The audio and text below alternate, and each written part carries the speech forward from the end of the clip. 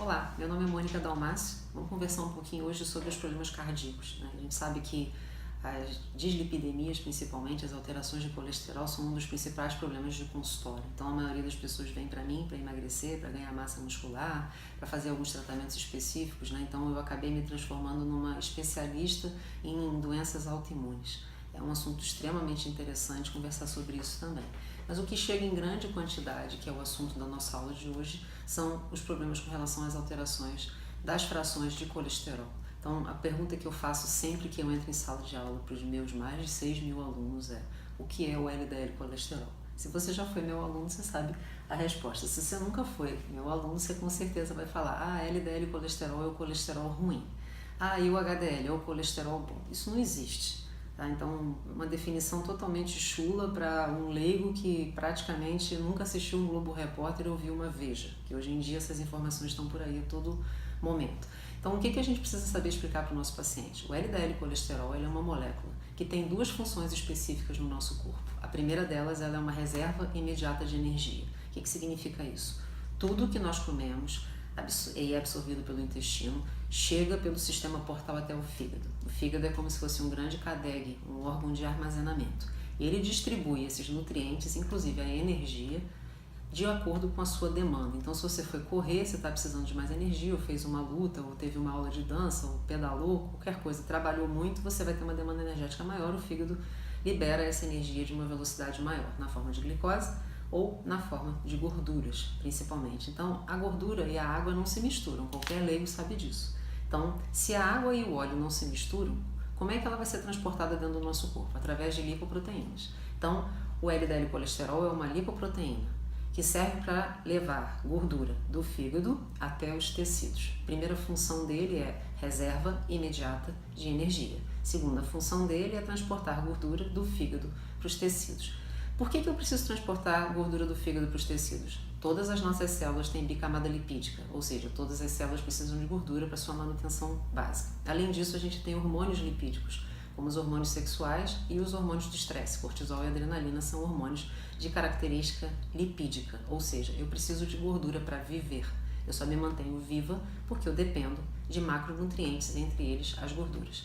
Então, o fígado embala isso através da lipoproteína LDL colesterol, e o LDL colesterol leva essa gordura ou essa reserva imediata de energia até os tecidos. Posso chamar esse colesterol de ruim?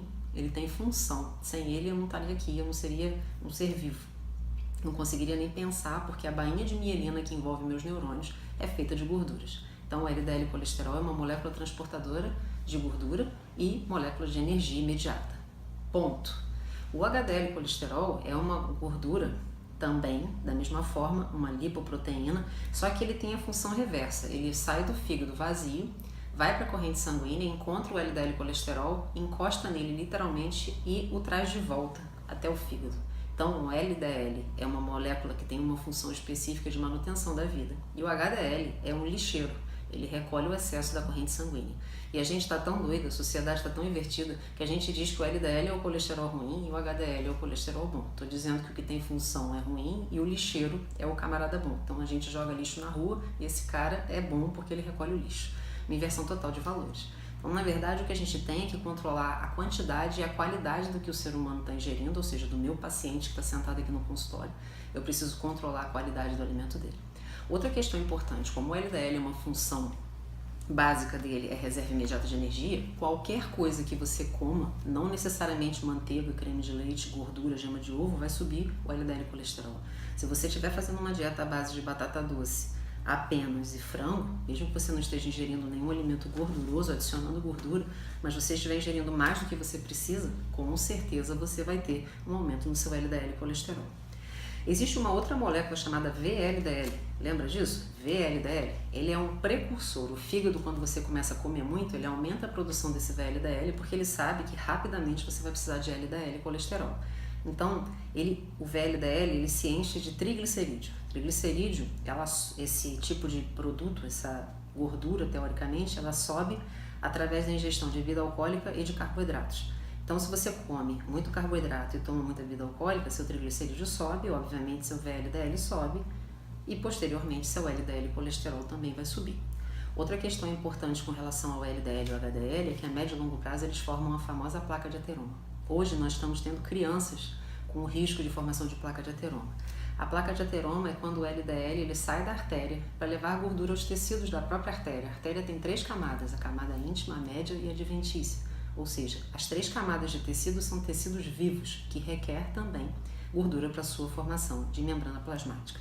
Dessa forma, quando o LDL sai da corrente sanguínea para levar a gordura para as outras camadas de tecido da artéria, se você não tiver ingerido nenhuma substância antioxidante acumulável, como por exemplo o resveratrol encontrado no vinho, a vitamina E encontrada no azeite, ou na azeitona, ou nas castanhas, ou tiver ingerido, por exemplo, uma fruta vermelha que tem uma quantidade de corantes naturais, ou um tomate que contém licopeno, qualquer corante natural com característica antioxidante, você não tem como combater a oxidação gerada pelos radicais livres na própria corrente sanguínea ou dentro da artéria.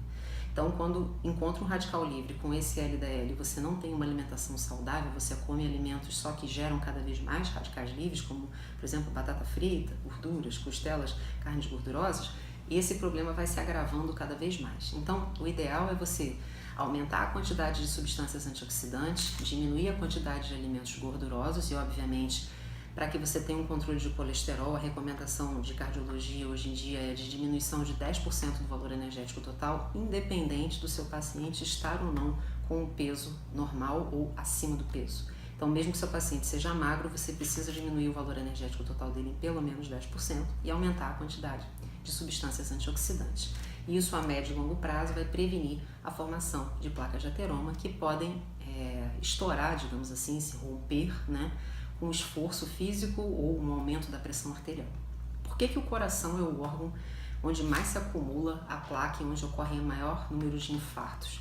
Infarto é a diminuição do fluxo sanguíneo a um tecido, não necessariamente apenas ao coração. Eu posso ter diminuição do fluxo sanguíneo no cérebro e ter um AVC ou numa aorta abdominal e ter outros tipos de problema de saúde. Então, o coração normalmente é o mais acometido porque o coração, como é um órgão que demanda muita energia, ele bate bilhões de vezes ao longo do dia, ele é o único órgão do nosso corpo praticamente que usa em grande quantidade gordura como combustível.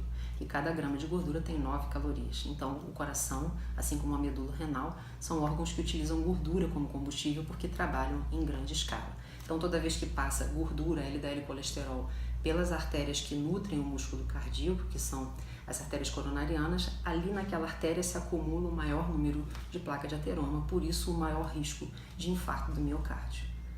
Se você teve dúvida com qualquer um desses assuntos abordados, entre em contato conosco. Espero que eu esteja conseguindo ajudar você um pouquinho, esclarecer um pouquinho das suas dúvidas e que principalmente, que o mais importante para mim é que você consiga passar essas informações para o seu paciente no consultório.